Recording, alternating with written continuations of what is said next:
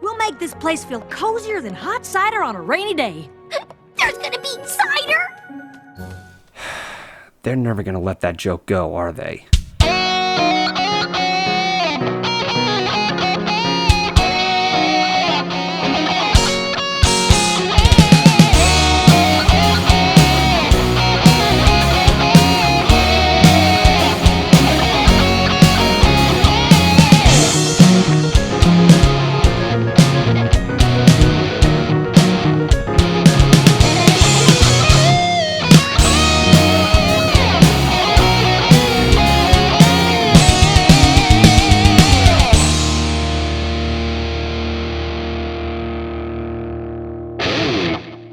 Third episodes of a season have made a setup or a format. It's a bit of a hit and miss in and of itself, but even when it becomes a miss, it doesn't bug me that much. The first season had the Ticketmaster, which set up the character motivations from the Grand Gala. While establishing that, Applejack's reasons for going to the gala was the most legit, and thus making the rest of the episode too uneven. Lesson 0 in Season 2, on the other hand, opened itself up to develop other characters more and have their own episodes and what they learn.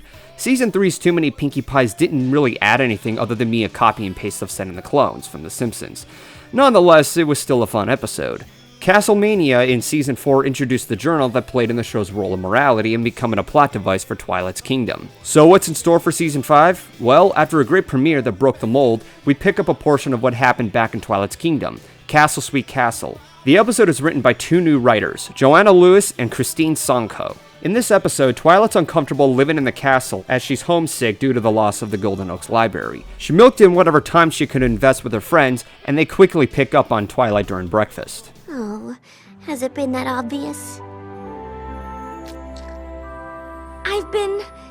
The thing is, I know it's silly, but I've been avoiding this place. The castle is amazing, but it doesn't feel like home. It's just so daunting. Look how big it is. I don't even know where to start. Suggested by Rarity, Twilight goes to the spa and then run a few errands while her friends volunteer to decorate and reshape the castle.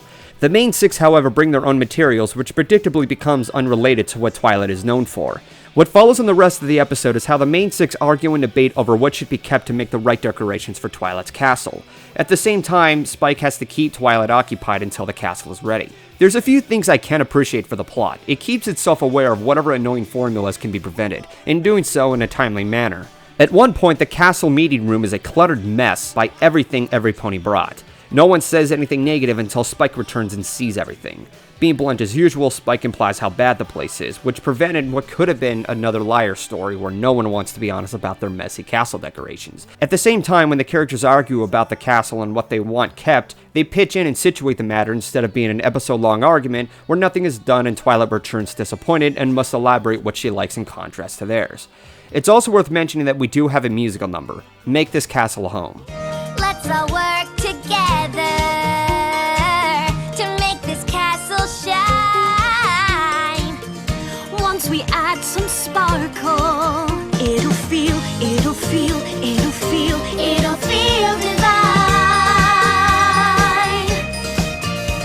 It has a nice upbeat sound that reminds me of Art of the Dress. This is partially because it has the same tempo and the same key, being E-flat major.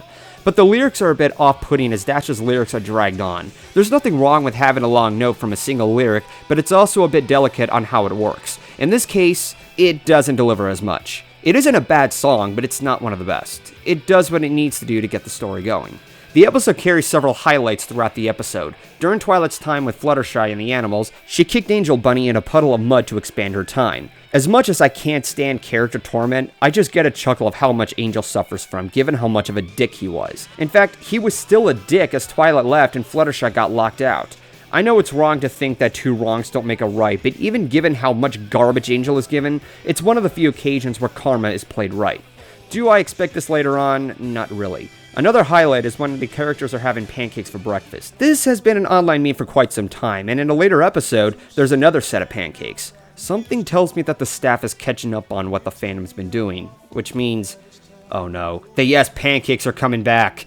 KP, Ink Rose, you win this round for now. So far, that's only a silly theory. But you never know since they occasionally like using a fan-favorite background character.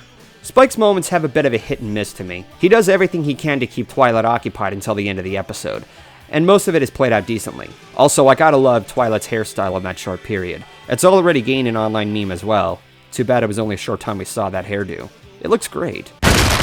Yeah! High bulk biceps. Sadly, there's a bit of character torment that happens to Spike. I know the season's a bit early, but I get stingy on what happens to Spike after all the garbage he's been through in Season 4. Yeah, he did get 2 episodes in a row at the end of the season, even though I didn't like equestrian games, but I wouldn't assume he'll get treated better afterwards. Now, I did watch Silver Quill's video on Inspiration Manifestation where the writers have said that there wasn't room for Spike. Personally, I think there is room for what there is for his character. I'm not going to go into detail now, but I will say that both Silver and Dr. Wolf had their discussion about Spike in their own video. Yes, I just advertised another video. That won't be the last time I'll do it.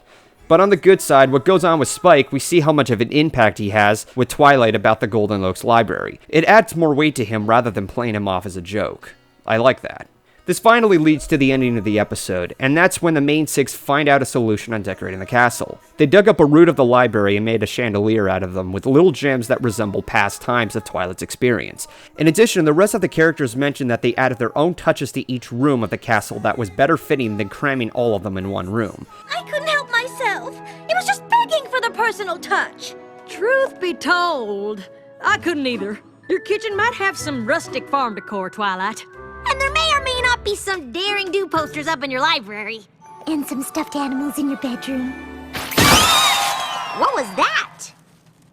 One of Pinkie Pie's confetti cannons. What? It's not my fault I hid them so well.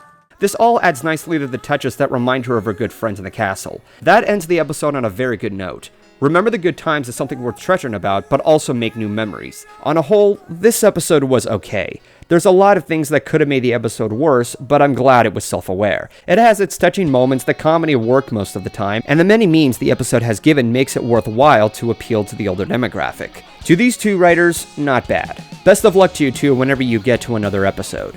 Until next time, this is GoldenFox, and I'll catch you all later.